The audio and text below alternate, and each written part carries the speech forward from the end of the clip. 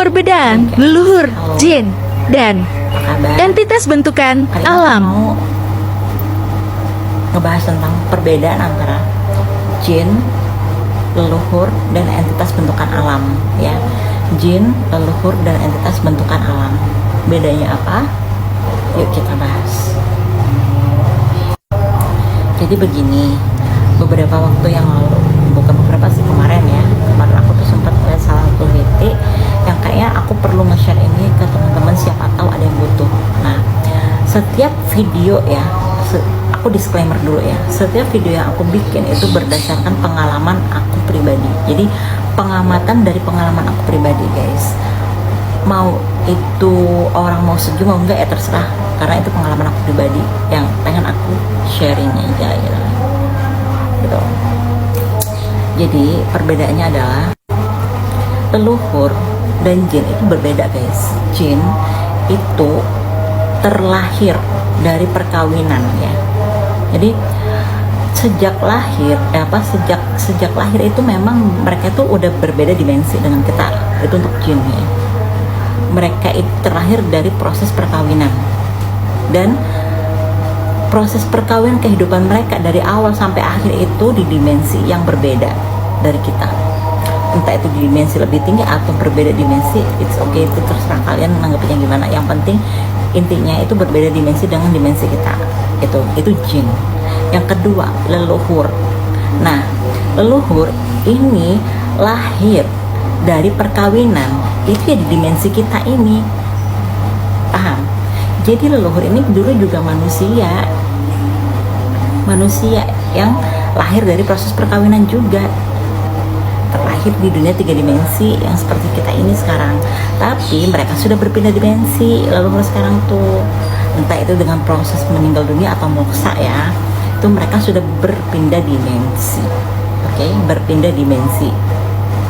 Nah, yang ketiga adalah unsur alam. Entitas bentukan unsur alam.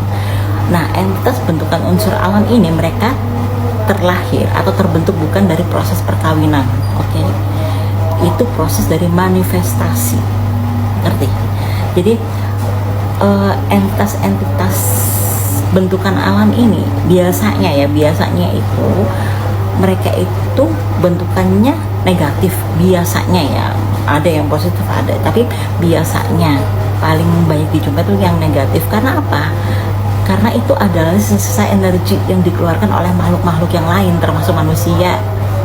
Tuh, ini kelakuan orang-orang yang suka grounding, melepaskan energi-energi negatif. Kadang tuh gimana ya kalau orang melepaskan energi negatif dengan mengganti dengan energi positif, padahal nggak boleh dilepas, tuh harus diproses dulu biar nggak jadi sampah energi yang jadinya entitas-entitas itu gitu. Itu menurut pengalaman aku pribadi, ya guys. Boleh setuju boleh nggak terserah, cukup itu aja. Jadi perbedaannya adalah 3 ini. Leluhur jin ini mereka dari lahir sampai mati itu di dimensi yang berbeda. Oke. Dari lahir sampai meninggal itu di dimensi yang berbeda dengan kita, dan itu mereka terlahir ya dari proses perkawinan. Oke. Sedangkan leluhur mereka dari awal sampai meninggal itu di dimensi kita, kemudian berpindah ke dimensi yang lebih tinggi, itu yang menjadi pamomong kita biasanya gitu. Entah itu prosesnya meninggal atau moksa. Dan leluhur ini dulu itu terlahir ya dari atau terbentuk dari proses perkawinan. Oke, perkawinan orang tuanya ya. Pokoknya divine masculine, pokoknya yang feminin dan masculine itulah. Sedangkan yang unsur alam ini unsur yang terbentuk dari manifestasi makhluk yang lainnya. Oke, hasil manifestasi dari makhluk lainnya, residu-residu energi atau energi-energi liar di alam yang terbentuk dari manifestasi makhluk lainnya. Termasuk pikiran kalian tuh menyumbang juga tuh ke energi-energi yang kayak gitu, akhirnya yang membentuklah dengan proses alami, proses semesta itu membentuk mereka itu gitu. Itu sih secara simpelnya gitu. Jadi beda ya guys, bedakan leluhur jin, leluhur dan entitas bentukan alam.